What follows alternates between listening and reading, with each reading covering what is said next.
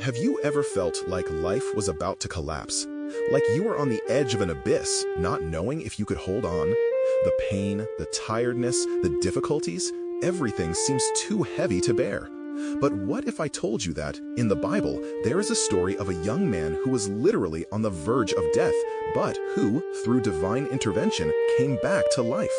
Today, we will delve into the story of Eutychus, a young man who, in a moment of weakness and exhaustion, fell from a window and was presumed dead. However, something surprising happened that turned everything upside down. You will be amazed by this story of faith, miracle, and the surprising power of God. Stay with me, because what you are about to hear may change the way you face the difficult moments in your life. It was a quiet night in Troas, a coastal city where Paul was preaching to a fervent community of Christians. The apostle, with his wisdom and passion, was speaking about the power of God and the impact of the gospel.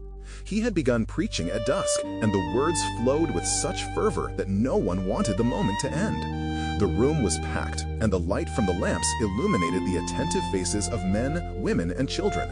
Among them was Eutychus, a young man with eyes shining with hope, eager to learn more about the word, but at the same time extremely tired. The heat of the room, mixed with the weariness of the long night, began to weigh on him. Eutychus tried to stay awake, trying to concentrate on Paul's words, but his body, weakened by exhaustion, could no longer endure. He went to the window, a cool spot high up in the building. The window was open, allowing the night breeze to enter, bringing some relief. With the view of the street below, the young man tried to revive himself, but the fatigue gave no respite. He settled on the edge of the window, almost as if seeking some comfort in the cold air that passed by. But as Paul continued to preach, the words became a distant sound, as if they were coming from another world. Eutychus, now completely exhausted, could not resist. His eyes began to grow heavy, his mind bid farewell to the vigil, and he fell asleep. The silence of the night was broken by a devastating sound. Eutychus's fall was quick, a muffled sound of something falling, and then a dull thud that made the hearts of everyone in the room clench. The preaching was instantly interrupted. People ran to the window, desperate, shouting for the young man. What they saw down there was heartbreaking. Eutychus's body, motionless, on the cold street floor. There was a current of murmurs, of despair, of uncertainty in the air. He was dead. The young man who had just been there, attentive to the words of life, was now lifeless. He fell, not from a great height, but from a place where one could see the sky and dream of the future. But what seemed to be the end could be the beginning of something greater, as if the pain and despair themselves were the prelude to a miracle about to happen. I know that, perhaps, you have felt like this at some point.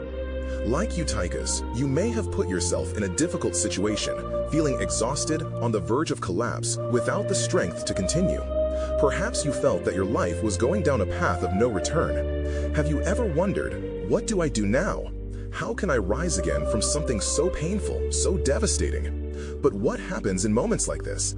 What happens when everything seems lost? The story of Eutychus teaches us that, even when we are on the edge of the abyss, there is still hope. That, even in the darkest moments, God can act and bring something back to life. If you feel like Eutychus, on the verge of collapse, remember, there is always a chance to start over. Stay with me, because the story doesn't end here. Paul was not just a preacher, he was a man of unwavering faith.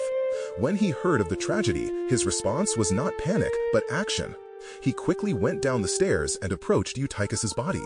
The young man was lifeless, his eyes closed to the world, his body cold and motionless. But Paul, with all his confidence in God's power, bent over him. He lay on Eutychus, embracing him, just as a father would embrace his son, with a gesture full of faith and love. The crowd was in shock, not knowing what to do, but Paul, with a firm look, said, "Do not be alarmed, for he is alive." And then something amazing happened. Life returned to Eutychus's body, as if by a pure miracle. His eyes slowly opened, and he breathed again. The young man was alive. He stood up, still dazed, but now full of life and renewed. What can we learn from the story of Eutychus? It's not just about a miracle that happened 2,000 years ago. It's about how, even in the most desperate situations, when we feel weakest and most lost, we can still find God's hand. What this story teaches us is that, contrary to what we think, the fall is not the end. The fall can be just the beginning of the greatest miracle of our lives. And no matter how difficult life seems, there is always a chance to start over, to be restored and renewed. Now, if you are experiencing a fall in your life, if you are on the edge of the abyss and don't know how to go on, remember Eutychus. His story teaches us that, however dark the night may be, dawn always comes, and with it, life returns. Share this message, because, like Eutychus, we too can be restored and renewed with the strength of faith and hope.